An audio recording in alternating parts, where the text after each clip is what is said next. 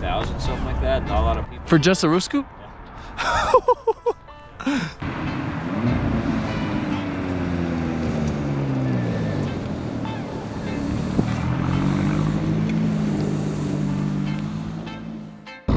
What?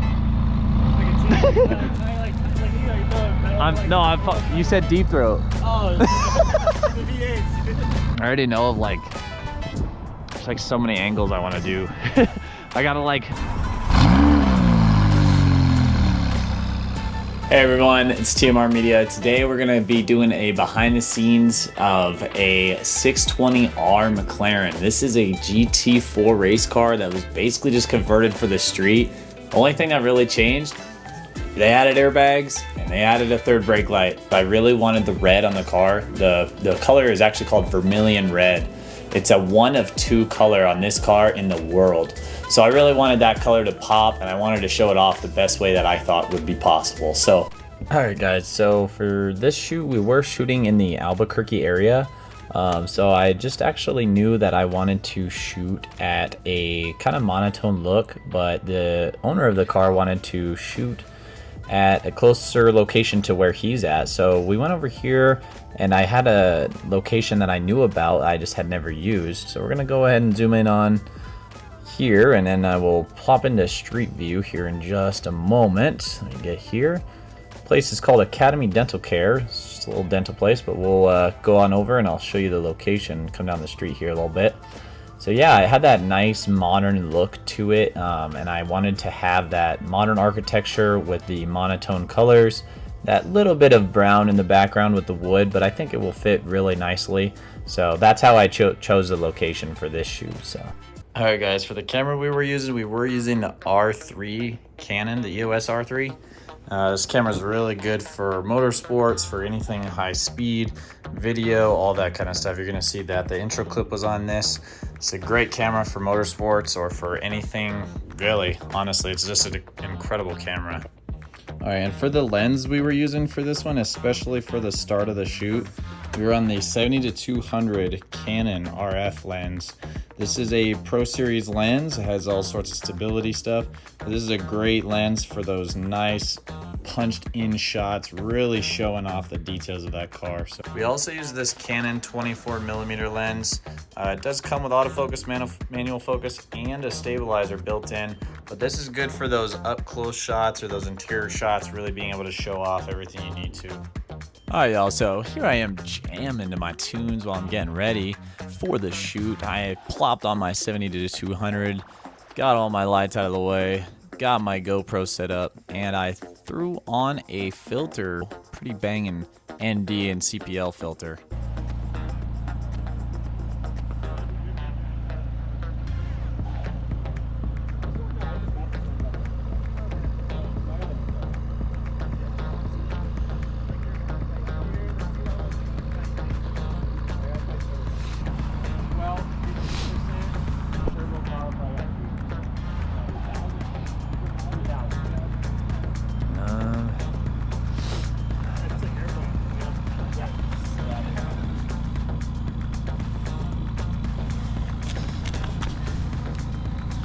Oh yeah, that's a cool one.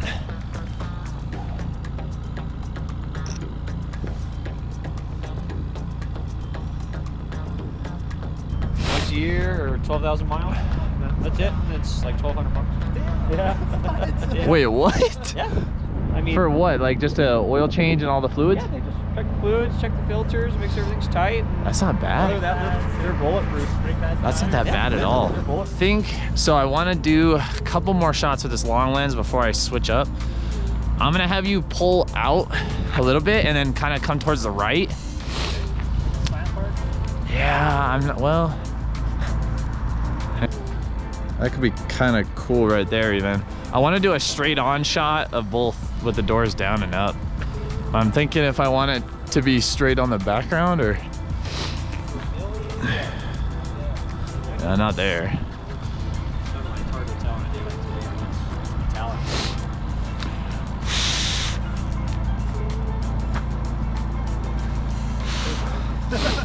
Yeah, so for this one, I'm gonna have you hop in real quick and I'll have you adjust a little bit.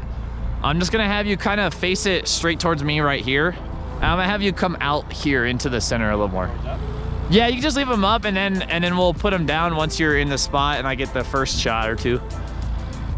I had to wear a red shirt too because I wanted to get a picture with it. Oh, okay. Yeah, I'm corny like that. A little bit this way, this way. Oh my gosh.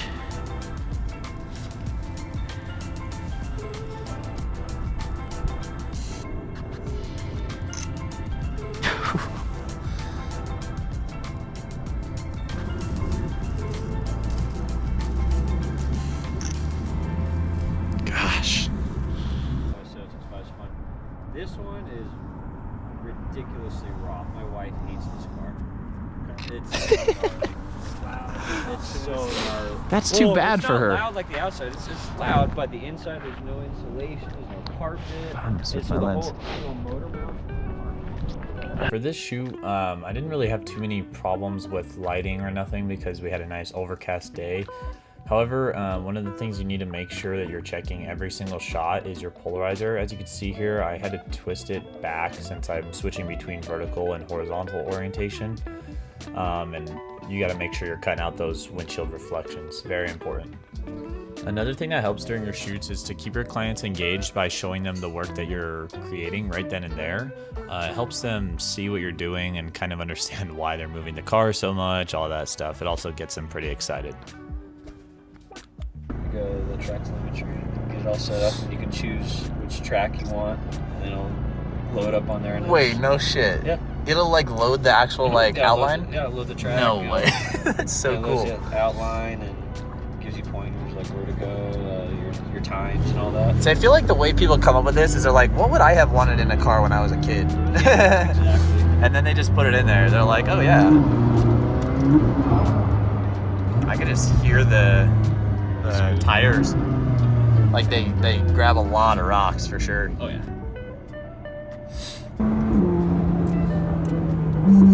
That was already like 120. What? That was already 120.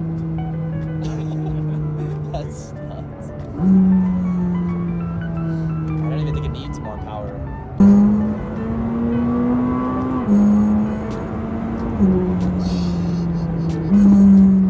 That's so good.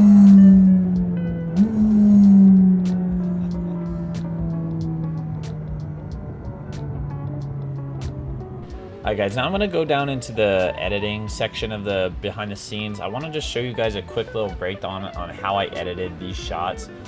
So to go ahead and start, I actually did use a preset that I've created. It's not too crazy or nothing. It's called Urban White. The reason I like this is because it's really good for muting the background, and then it also takes out some of the other colors that are a little less satisfying, especially for overcast days. As you can see, it did kind of affect the magentas here in the car. So we will actually work on bringing those back. Let's start on that first. So you're gonna come on over here to the HSL slider. As you can see, the saturation on the purple and the magentas is dropped all the way down. So we're gonna actually work on bringing some of that back in. See, as you can see there on the car, it brings a lot of that back in. Just kind of neutralize it, and then it looks a lot better right there already. As you can see, there is some in the background, so we're gonna go into that as well, how to fix that right away. So we'll do select subject, and then it didn't do a great job, so we're gonna have to refine it. You go in here, speed that up for you guys. Let's go ahead and select background, and then we'll just actually add in just a little bit of this portion, just to kind of get rid of some of those colors there. So now that we added those colors back in, with the magentas that we wanted to take out of the picture, other than the car, we're gonna go ahead and reduce those again in the background. So as you can see here, we're bringing it back down, kind of more muted, a little bit less saturation. And let's make it a touch cooler too, a little bit of green in there as well, just to kind of neutralize it. Alright, so from here on out, I guess I'll show you guys the basic adjustments that are done. I'll probably go a little bit brighter on this with the exposure. Want it to be nice and exposed. So brought that up to 1. Bring the highlights down a bit so that they're not too blown out or nothing, especially in the car. And then a tone curve. I usually just do a pretty standard S curve, bring my highlights up, mid-tones up a little bit, and then like the blacks down. It's a pretty good start. Let's head in here and let's do a linear gradient. This is gonna kind of bring some attention to the car. You're gonna select subject, and then all you're gonna do for this first one is you're just gonna add clarity to the ground. As you can see, it already adds a nice little bit of texture and stuff to the ground. You can actually add texture too if you'd like. I prefer not to. I just like the clarity. And then we're gonna do another linear gradient on the ground. This one is going to be for kind of accentuating the subject a little bit by darkening down this ground. Brings a little more attention to the subject already. Another way we're going to do that is by, of course, creating a subject mask. And then what we're going to do, we're going to refine this again, get rid of some of this extra nonsense you don't need. Subject masks are great, but they don't always work perfect, so you definitely, there's sometimes a workaround with that, but that should be pretty good already. One of the things we're going to do is we're going to bring up the shadows. The blacks on the car are very dark, so we want to bring those up and be able to see them. Bring the exposure up a tiny bit. And then to add some contrast back, we're going to bring the blacks down by about 3, and then the whites up about 3. Just a little touch, nothing crazy. I kind of want the car to appear a little bit more red, so I'm going to add a little bit of warmth to it. Just so that it's a little bit more of that natural red that it was. Add some clarity onto it as well. That always looks nice. And then sharpness. You got to keep that car looking nice and sharp. So here's a before and after so far. The car is popping a lot more. I'm going to add a little bit of saturation back to the car actually, because it does seem a little bit desaturated. So about 40%. Looks pretty nice already. So these shadows on the car are pretty dark still, so I'm going to bring in a brush and then kind of add to them, add the exposure to them so that I can bring them out a little bit better. This kind of just helps that overall end photo look a little bit nicer, a little bit more attention on those fine details. We do need to balance this one out. I haven't cropped it quite yet. Usually that's the first thing you want to focus on, but let's see. Just forgot the order, I guess. So that looks pretty well balanced, pretty centered up in there. Not necessarily centered, but well balanced with the angle and everything. I'm gonna add some motivated light to this photo. Let's see here. No, I'm not doing that right, sorry. Go over here, make it a touch brighter still. I'm gonna bring some blacks back into the photo as well, a little bit down, crushing those.